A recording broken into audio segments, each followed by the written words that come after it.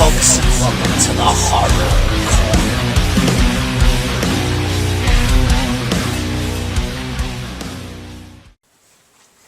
The second coming? Only it won't be the beast that is destroyed. It'll be the Nazarene. Good evening, folks, and welcome to the Horror Corner. I'm your host, Sean Patrick Gersh, and this week we're doing another movie review.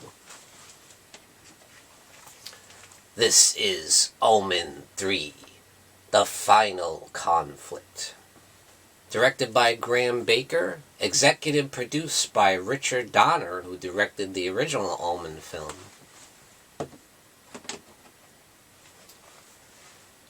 Also returning is the score by Jerry Goldsmith.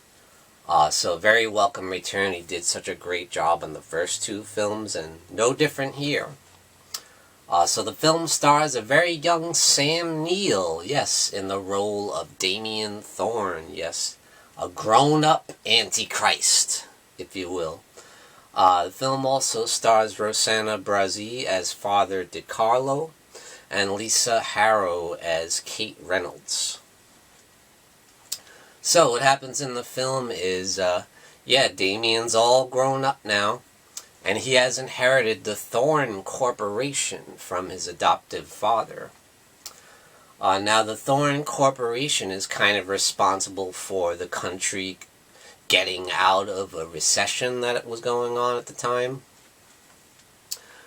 So you might say, well, so he did some good then, But of course it's really just all a political ploy for Damien to kind of get into power. And that's exactly what he does. His goal is to become ambassador of Great Britain, which is a role that his adoptive father, Richard Thorne, from the original film had. So that's exactly what happens. Only it's kind of under false pretenses, as the current ambassador of Great Britain just so happens to kill himself. And that's the work of Damien. Because as we know, Damien does his evil work sometimes through animals.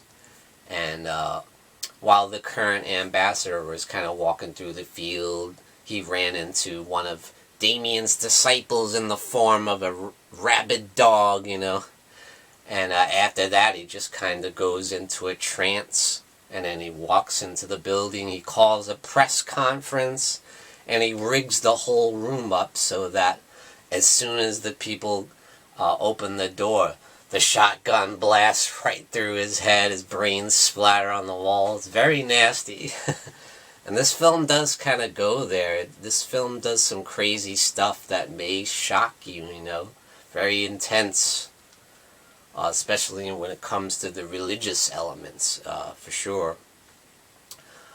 So when we meet Father DiCarlo, he comes into possession of the 7 daggers of Megiddo, which we saw in the past couple films, And as we know, that's the only way you can kill the Antichrist, is with the daggers. Stab him with the daggers. So Father DiCarlo and a group of 6 other priests devised the plan, to try and kill the Antichrist, Damien Thorne. And, several of them try at different points throughout the film, and, they all fail miserably, of course. As they're all picked off one by Damien Thorne, who makes it, of course, look like an accident, as he always does, There's one really awesome scene, though, when Damien goes on a big fox hunt on horseback, as he chases all the dogs through the fields, and, they're chasing after a fox. The fox is released out into the forest, and they go after it. So one of the priest's idea is to replace the live fox with the carcass of a dead fox to kind of use as bait for Damien. And so all the dogs run to the carcass of the fox and start eating it, and Damien sees this. He's like, oh, they caught him. So the two of the priests kind of corner Damien, and they bust out the daggers. And one of them is on a horse, so Damien just stares at the horse, and of course the horse goes wild and throws the guy off the bridge, where he falls to his death. And then the next thing is you see all 50 dogs turn around and stare at the other priest. And I think you know what happens from there. So let's just say they are unsuccessful. In the meantime, there's an alignment of the stars coming, which kind of foretells of the second coming of Christ. So obviously Damien Thorn is very interested in that, because that's exactly what happens, is a child is born who's supposed to be the second coming of Christ. Just as Damien came in the form of a baby to be the Antichrist. And that's exactly what it is. So he makes it his mission to kill the Christ child. And he uses his disciples that he has within the Thorn Corporation to carry out his bidding. So his plan is to kill every child born on that day, the certain day, the March 24th, which is said to be the coming of Christ, the second coming. And that's very similar to what King Herod originally did, or supposedly did, back during the days of the birth of Christ.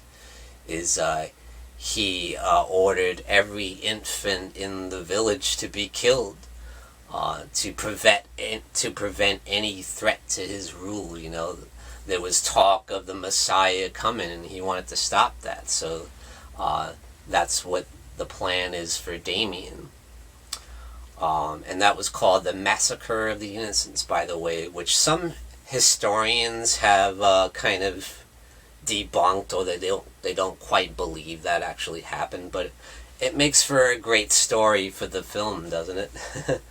And Damien also has a huge following of disciples, which he calls Disciples of the Watch. He gathers them all together, telling him about his big evil plan. And it's what's really disturbing is when the plan goes into action and we actually see that some of the babies are killed. We see one woman with her carriage rolling the baby down the sidewalk, and a beach ball hits her in the face and she's knocked back, and then the baby stroller rolls down the sidewalk and into the street, and bam, a car hits it. And it's I was horrified. I was oh!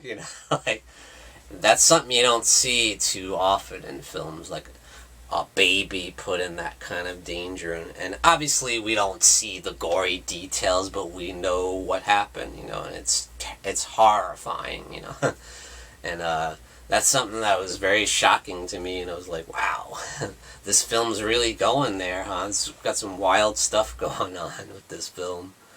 But I found it to be very well written. Everyone that was involved in this film certainly did their research, and I love that. I respect that. And Sam Neill has a great performance as Damien Thorn. This was the first time I had ever seen him in a film. I did see this film way back when I was a little kid. So yeah, I've kind of followed Sam Neill ever since, because I think he's a fantastic actor. Very underrated and underappreciated.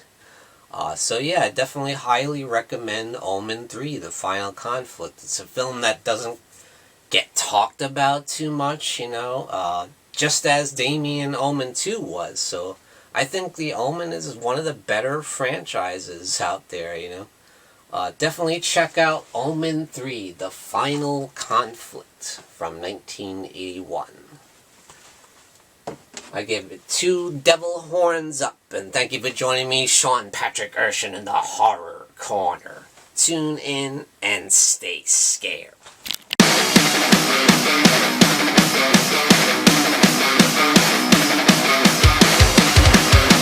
Good evening, folks, and we got some brand new merchandise for you over at www.thehorrorkona.com, and that's CONA.com. Representing the Horror Corner. Great new design. We got the Morbid Hour live stream there, you got the Horror Hangout live stream there, and you got my nemesis, the Dark Fate. So grab your t-shirt over at www.thehorrorkona.com. And we also got this beautiful new mug. Look at that. Very, very cool. Thought that came out really nice.